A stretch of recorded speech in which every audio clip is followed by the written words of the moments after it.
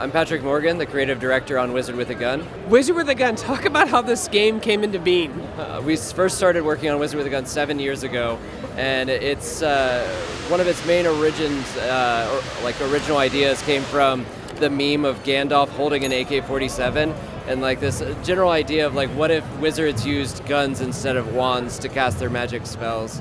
Wait, so did I hear that right? 7 years ago? Yeah, so that was our first prototype, but we actually started working on it 4 years ago with Devolver after working on some other games. We took a bit of a hiatus while we refined our skills as a studio. So, like, how did Devolver find your game? Did you make like a vertical slice demo and give it to them? We did. We started with a prototype. We brought it to GDC in 2019, and as soon as they saw it, they said, yes, this is a Devolver game. So we've been working with it almost since then. So I'm just curious, did the pandemic hamper your development efforts at all? Oh, absolutely. The pandemic was an absolute hindrance to like productivity and just general morale, like this feeling of making games at the end of the world kind of vibe. But as soon as like the vaccine rolled out and we were all like back in office, then things really picked back up, and we found the soul of the game and put it back together. Roguelike games are a term that's thrown around a lot. Like, what are some of the challenges of making a roguelike game in 2023, or in your case, over several years? Well, so we don't really consider it a roguelite or rogue-like. It's a survival game and an extraction game, something like Don't Starve or something like Escape from Tarkov, where your goal is to go out, gather ingredients, bring them back to your tower, and that's, as soon as you get back to your tower, that's your safe place, that's your place of permanent progression. So you get a chance to craft spells and research magic, build guns and cosmetics for your wizard, and decorate your personal space. What other games did you guys look to for inspiration when you were working on the design and the mechanics? Oh, a lot. There's a lot of really good games out there with magical systems in there. So I played a ton of Noida. I'm a huge fan of Magicka and Don't Starve. And there's so many games. Actually, a game that I'm really fond of that's more recent is Zero Sievert, which is an extraction game. This kind of a single-player Escape from Tarkov. The gameplay you described kind of sounds like a dungeon crawler, but is it like this big open world that you explore and then come back to your home base, or is it like procedurally generated like hub levels? Yeah, so it's procedural generation for the overworld, and every time you come back, you can bring what's called an ancient gear back with you. And when you go back to your tower, you roll back time because the world is constantly ending. And so every ancient gear that you bring back unlocks new areas of the overworld. So the next time you do a run, you have access to more interesting bosses and enemies and new content in the game. Talk about how the gun magic works. Can I call it gun magic? Is that what I call it?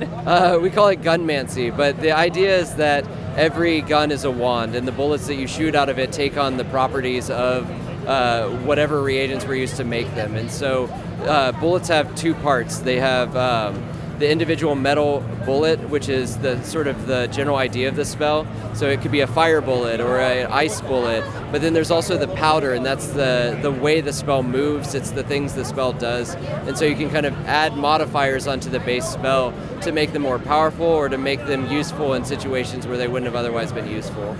Talk about the open world. You said it's procedurally generated and that it changes every time you come back to your home base. Yeah, so there's different biomes, and each biome has different challenges and dangers and hazards. And so as you defeat bosses through the world, you unlock these new biomes. They roughly stick together. The world will be both familiar and new every time you go out there, because like the general layout of the world is the same. And so you know where like the swamps are, you know where the frozen tundra is. Now, like, what did having Devolver as a publisher open up for you and your team, either creatively or financially? Oh, I'm both. Like, they've been an amazing partner, and the partnerships they've given us, like for our trailer, our animated trailers were done by Wiz and CRCR, and they have just brought the world to life in a way that I couldn't have imagined 4 years ago. And so like shows like this, they're putting on such a big show for us. We have these carnival booths beside us. One's a shooting range, one's a cauldron potion brewing station, and if you win tickets at both of those, you get prizes like wizard hats and a copy of the game. And so like it's just a partnership that's done a lot for us, and I absolutely love working with Devolver. You know, this game's 7 years in the making. Did you ever see yourself at PAX with a booth that's quite huge promoting your game? No, definitely not. What does it feel like for that? What's it feel like for you? Oh, it feels great, especially coming out of the pandemic when conventions were kind of very muted. Like having this big hullabaloo with like lines of people trying to play these carnival games and get Wizard with a Gun swag is really exciting. And to see all these people who are like, oh, I've been wishlisting this for 2 years, like I can't believe it's finally coming out. It's like a really good capstone to a long development cycle. What's like the biggest challenge for you and your team when making Wizard with a Gun?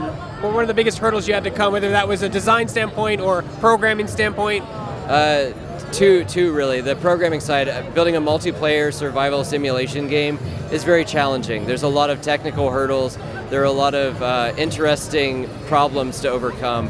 And the design aspect too. Like we had, like my pitch from 7 years ago, if you look at all the bullet points, those are still how the game is. But actually connecting those bullet points into a final product was really challenging. Getting everything to fit together in a way that like is a cohesive whole. Like it was only in January of this year, after 3 years, that like a bunch of the run system came into place. And we're like, oh good, we have a game now. Like it's we weren't sure. So for someone who knows nothing about game development, kind of give a reason why games take multiple years to make. In your case, several. It's all about like multidisciplinary software. Like you've got artists and engineers and designers and sound designers and musicians all working together, and it can take a while for the core loop to come together in a way that's like fun for players. Like that's a big thing. It's like most software, like accounting software, doesn't have to be fun. Like so with a game, you have to figure out what your audience wants and how all the pieces fit together so that they have that experience you want them to have. Technology is rapidly changing, whether it's, architecture for graphics cards or programming or game engines. Does it take a certain amount of self-control to stay on focus with your game and not try to utilize the latest and greatest tech or the next big trend like ray tracing? Yeah, I think for our game in particular, we had a very specific style from the beginning. And so we didn't need to take advantage of new stuff because we had a clear vision of what the game was going to look like and what it would be in the final iteration. And so I think it's easier for a small studio that has like a strong vision to avoid those pitfalls of getting stuck with the latest and greatest technology. You had a vision, you stuck to it. You don't want to be like Star Citizen and have just, great ideas, but they have to be fully realized. Right, exactly. So when does your game come out? What platforms are you aiming for at launch? We come out on October 17th, and we're releasing on Steam for PC, and we're coming out on PlayStation and Xbox as well. I have to ask, geez, this game sure looks like it'd be great on Nintendo Switch. It's absolutely one of the things we get asked the most, and it was one of our original launch platforms, but its development's definitely taking us a little bit longer than the other platforms. So we want it to be in as clean and polished and performant of a build as possible before we come to the Switch. Nintendo maybe gave you a new SDK, that might help as well. Yeah, I'm not going to beg, but that would absolutely be wonderful. Switch 2, please. Any day. In the meantime, where can people go to find more information about your game? You have a demo on Steam. Can they wishlist it? And do you have a Discord? We do have a Discord, and it's very active, as well as we have a demo available on Steam right now, and you can pre-order. The game comes out October 17th.